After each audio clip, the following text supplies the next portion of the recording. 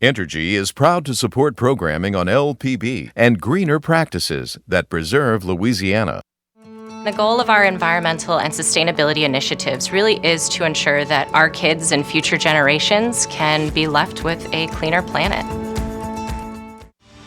Additional support provided by the Fred B. and Ruth B. Ziegler Foundation and the Ziegler Art Museum located in Jennings City Hall. The museum focuses on emerging Louisiana artists and is an historical and cultural center for Southwest Louisiana. And the Foundation for Excellence in Louisiana Public Broadcasting, with support from viewers like you.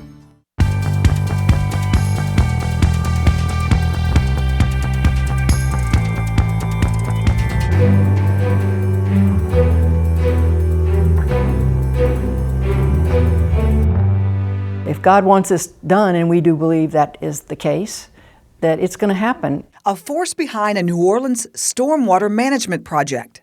I'm proud. I'm really proud. A hidden history of slave trade uncovered in Louisiana.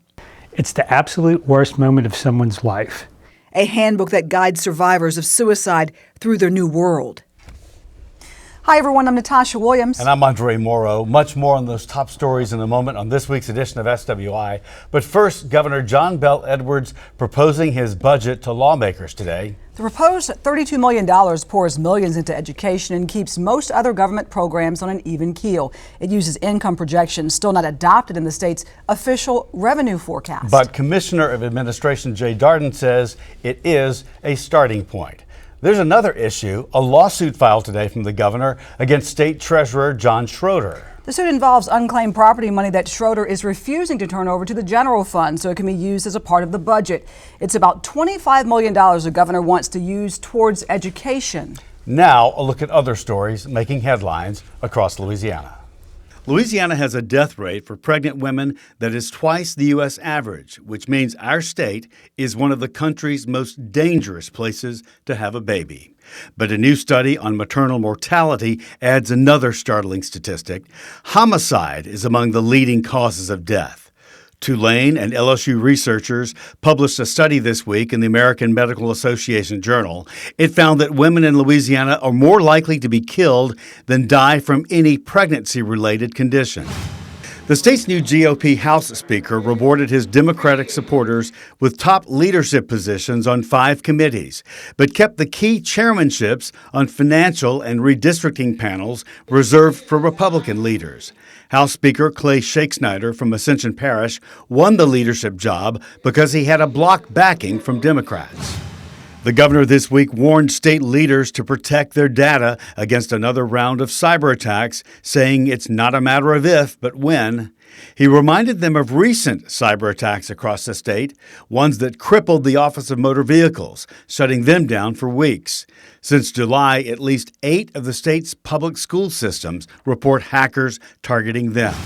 This week marked the rebirth of Queen Bess Island near Grand Isle to nearly its former size. The island offers a crucial nesting ground for pelicans and other seabirds. Time and decades of coastal erosion were cruel to Queen Bess, and the devastating BP oil spill of 2010 almost destroyed it. But it was BP's settlement money that was used to bring the island back to life. Restoration work should be complete in the next few weeks. Oil recovery money could also play a role in elevating Highway 1 in Lafourche Parish. It leads to the critical national oil and gas hub of Port Fourchon. The state is making a pitch for millions from the federal government to match $150 million from BP money. Congressman Steve Scalise made the request this week to Transportation Secretary Elaine Chao. Louisiana is sending more than 20 state fire marshal deputies and personnel to assist Puerto Rico in its recovery efforts following recent earthquakes there. The governor says because of our fair share of natural disasters and experience with recovery, our first responders are second to none. This year's 5 LPB Louisiana legends have been announced.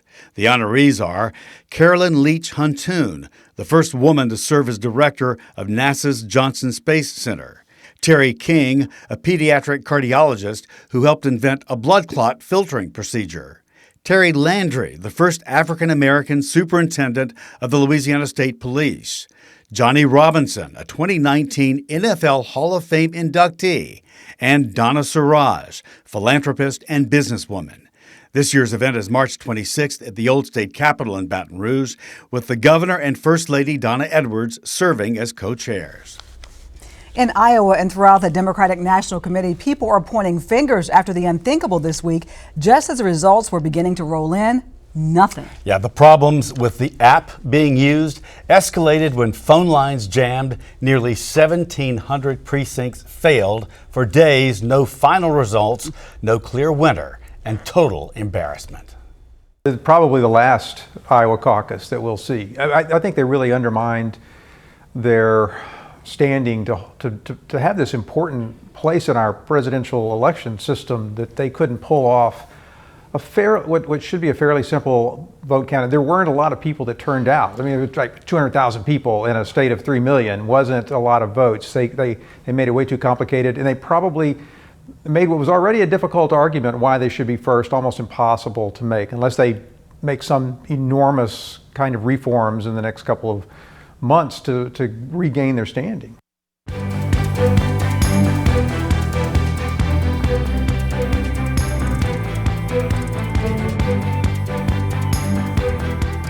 Ever since Sister Joan Laplace was a senior in high school, she had a calling to serve God. She had no inkling it would someday lead her to spearhead a group of New Orleans nuns in the fight against climate change, or that it would align her with an acclaimed New Orleans architect on a powerful moral mission of his own. They both had a mission in the aftermath of Hurricane Katrina to revamp how the city dealt with rain and stormwater.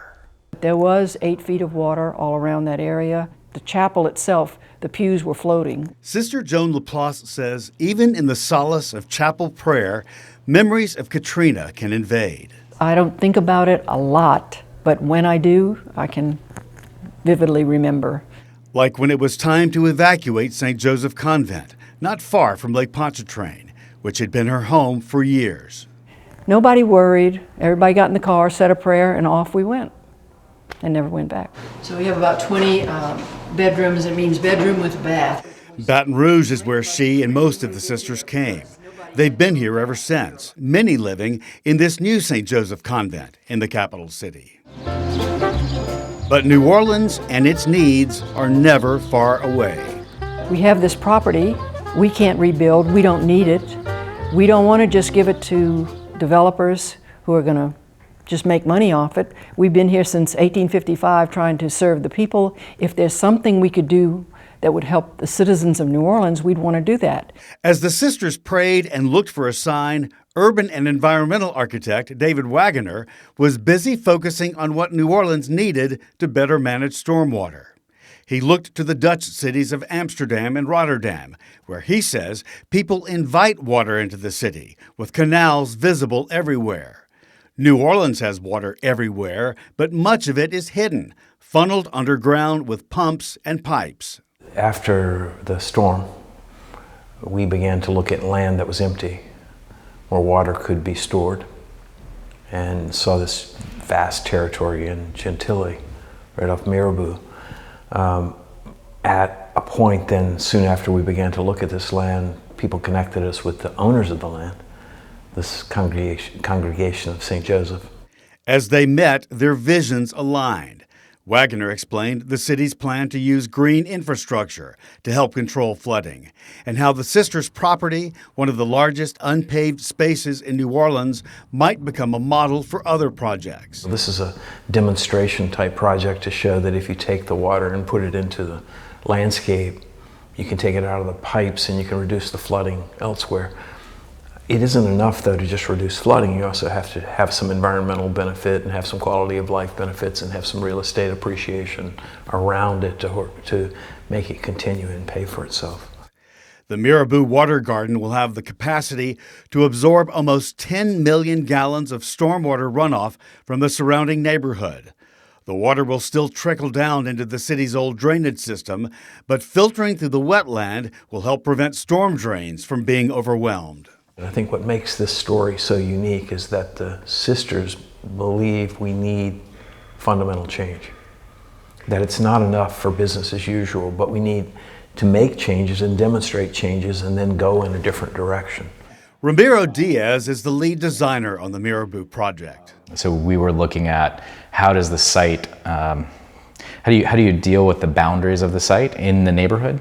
What are the existing site conditions that we should celebrate or look into? We worked very closely with our Dutch collaborators at Deltaris to understand the soils and the history of the site. Diaz says, except for the footprint of the convent that was there, the site has never been developed. Most of the sites in the city have these layers of urban form and roads and infrastructure. The site didn't have any of that. But what it did have was the Pine Island Trend, which is a really unique geological feature in the city, which is a former barrier island that was made from sediment of the Pearl River. So it was an island out in the Gulf of Mexico before the Mississippi River built the land around it with its sediment. So thousands of years Thousands of years ago, yeah, I think 3,000 or 4,000 years ago. Andy Sternad is also instrumental in the project and walked me through the grassy 25-acre property. Only a few clues offer signs of what stood here. Roads that lead to nowhere, a remnant of foundation and flooring, featuring the logo of the congregation. This is going to be a park space amenity for the neighborhood. So this is an open place where people can come and walk their dogs, use this space just like they do today, a place that the communities come to love and use. But it's also a demonstration natural landscape. So there's going to be a wetland component, kind of an upland component, a spiritual place among the oak trees. So a whole range of coastal landscapes will be evident here. The project was announced 4 years ago, and even then, money from FEMA and HUD was in place. So patience has been tested and frustrations have mounted because work still hasn't begun. A statement from New Orleans Mayor LaToya Cantrell reasons the project must be fully coordinated with the city, with many layers of approval. I can tell you that we've prayed about this from the very word when it first came up.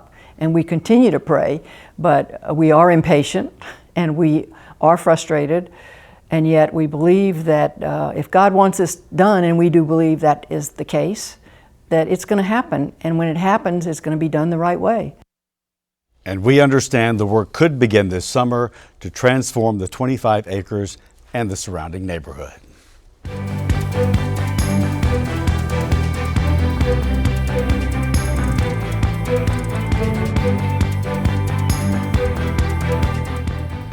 They are called the GU272, 272 men, women, and children sold by Catholic priests who were running what is now Georgetown University.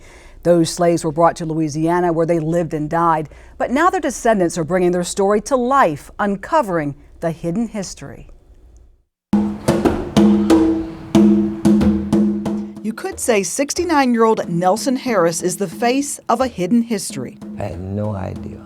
I had the idea of some of our ancestors, such as, I heard one came from like Virginia and one came from cut off of South Lafourche area. But so far as my history of my grandparents, great-grandparents, and, the ancestors, I had no idea. But a chance meeting with the founder of the Finding Our Roots Museum in his hometown of Houma uncovered a connection to his family tree and its deep roots in a story about Louisiana slaves with ties to Georgetown University. One day she was in the office and she was looking at some pictures. She was gathering, through some pictures, and she saw Frank Campbell and she put it right here. And she took a picture and she sent it back to Washington. Harris would soon take a DNA test and learn he was a direct descendant of Frank Campbell, the man seen here he so closely resembles, one of only a few photographs of a slave identified as GU272. I'm proud. I'm really proud to know what our people had to go through. That dark period or passage by ship from Maryland to Louisiana aboard the Catherine Jackson that chronicles the story of Frank Campbell and what we now know is more than 300 slaves sold to Catholic Louisiana plantation owners in 1838 is the story of GU272. The Jesuits were in a financial bind and they needed to make some money. They were not managing well with their enslaved labor. and they decided that it would be more profitable to them to sell them. Georgetown University was in debt. Karen Royal is the executive director of the GU272 Descendants Association. She and now as many as 9,000 other descendants learned of their connection to the history when students made headlines at Georgetown University 5 years ago. Back in 2015, students at Georgetown University began to protest that 2 buildings on their campus was named for 2 priests who sold our ancestors. And they just wasn't having it. They did not want these buildings named for slaveholders. Part of the agreement with the university was that they would change the name of those buildings, along with many other changes that they're making to acknowledge the history of those who were enslaved by the Jesuit priests of Georgetown University. That protest got national media attention. The New York Times got a hold to that story. In 2016, they did a huge story about it. And I saw the story. Royal says she was struck by a name of one of the central characters in the Times piece. I said, wait a minute, Hawkins. My husband's grandmother is a Hawkins from this little town of Maringouin. My father used to call it Mangren. And I said, he has to be a part of this. She would also learn that her husband's family, like many others that were born and raised in Terrebonne, Ascension, and Iberville Parish, had strong ties to this recently uncovered history. I sent the genealogist who was working for the Georgetown Memory Project, which has no affiliation with Georgetown University. I sent Judy Riffle our family tree that included 2 generations of Hawkinses. And then she sent back to me 3 more generations of Hawkinses and a whole line of butlers that I had no idea about.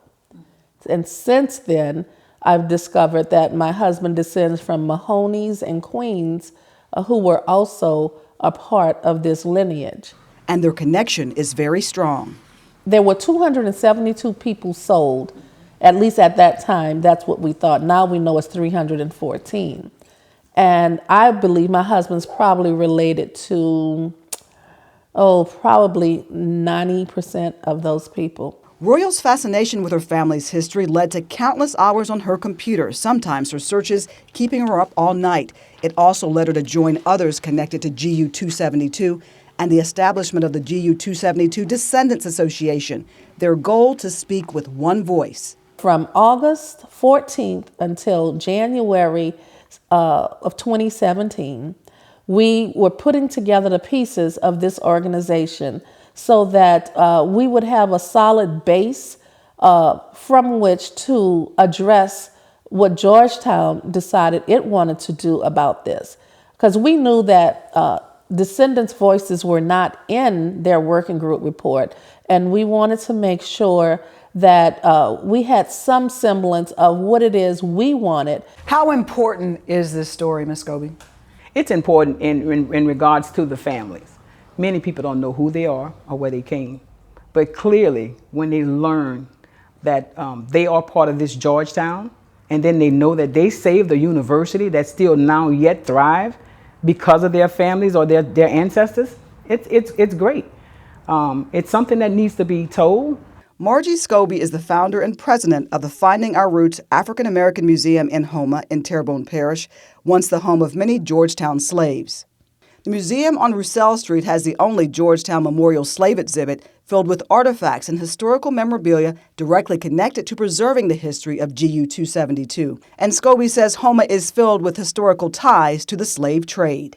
When you think about Georgetown slaves, and many times, for many years, I've visited a place called Beattyville, but never knowing that Beattyville was actually named for the one person that purchased these slaves, Jesse Beatty. And so from Beattyville now is present-day Gray, Louisiana. And so when you hear these names, they ring out. And then you hear these other people that tied into buying these slaves with Beatty, like Barrow. And we know that Robert Ruffin Barrow and David Barrow and all these other people played a major role, a significant role into buying our people. And then every day of our lives, we walk through and we see Barrow Street. We know Beattyville. We know there's a Bond Street and Roussel Street. And all these people played a major role in a slave trade. Scobie has helped nearly 30 people find their connection to Georgetown, but she says she hopes it's only the beginning. Many people ask, why do you have this museum? Why do you constantly talk about slavery? We don't just emphasize slavery, but we talk about where we came and how we are some of the strongest people in the world. And so it's important that we knew. It's important that our children knew. So that's why, I'm so adamant about what I do in regards to our people. And starting out in this portion is so everybody could get a feel. This is who we are and this is where we came. But look at us now. And Georgetown descendant Nelson Harris agrees. As he looks in the mirror seeing the face of his strong ancestral lineage, he can't help but smile about what it took for him to even get here. And he says he wants everyone to know, on the backs of mighty strong people, our country stands. With the discovery of what's going on now, seems like the ancestors are getting happy. How important is Frank Campbell's story, your direct lineage? It's very important because of what they had to go through. They actually had to look at men and women's feet. And by them having to go through that, and from the place I'm in now, I don't have to look at anyone's feet. I can look at anyone in the eyes and let them know who I am.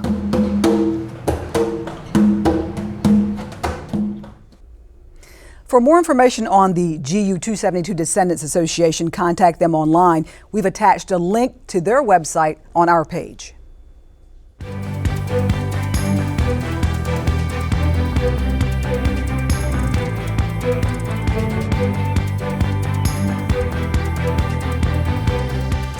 Learning what comes next when a loved one commits suicide is one of those things in life you just can't prepare for. Pat Mashburn is a suicide, loss, and grief counselor, and he's also a writer, and saw an opportunity to write a handbook of sorts to offer help and hope. We sat down and talked about his book, Just Breathe. Pat, how did you come to use the title, Just Breathe?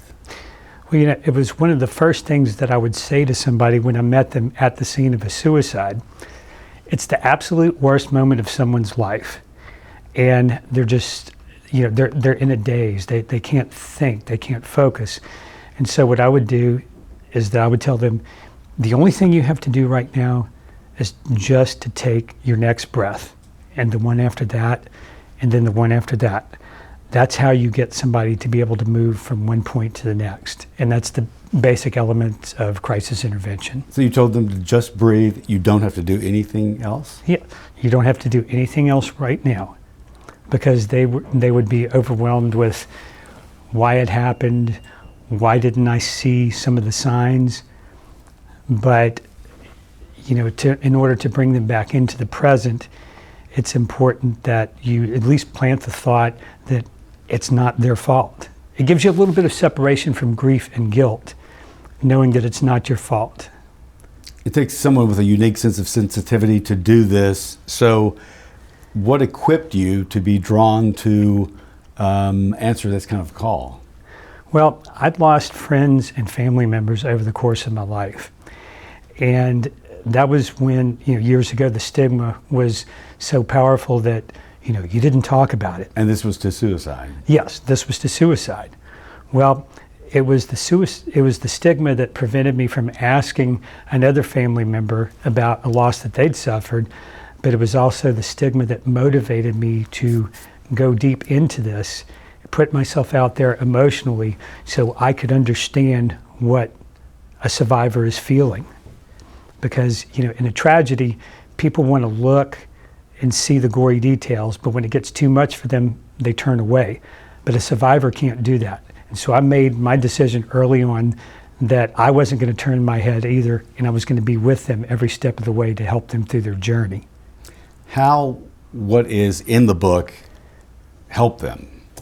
Well, with all of the myths and misconceptions, a survivor often feels like their grief is invalidated when they hear things like, it's been 6 months, they should be over that, or you need to just move on and get back to the real world. I mean, it seems like almost like a toolkit for survivors to use. Well, and survivors want to be understood, even though they can't explain what's going on. what's in the book helps them know that there is somebody that understands them, and that they are not the only ones that are experiencing that type of complex grief. And what makes it complex is the guilt that goes along with it.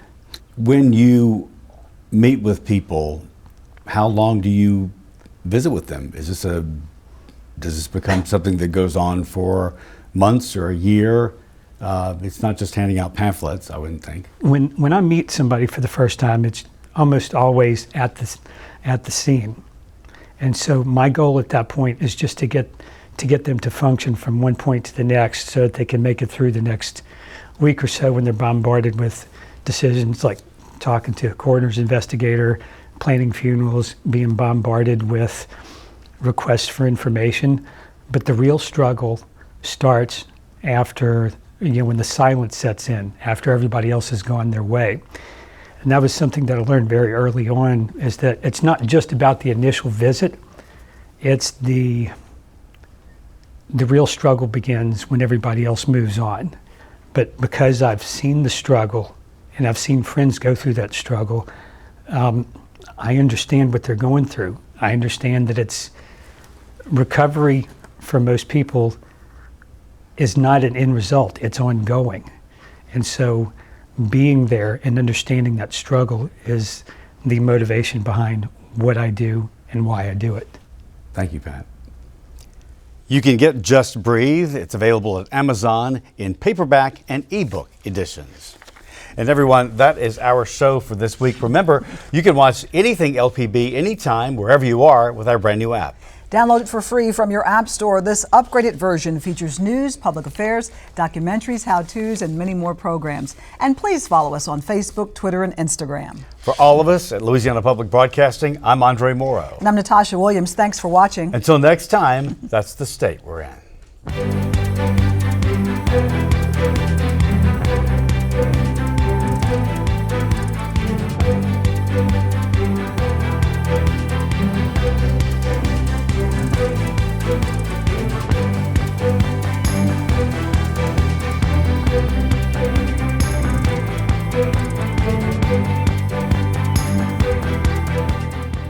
Entergy is proud to support programming on LPB and greener practices that preserve Louisiana.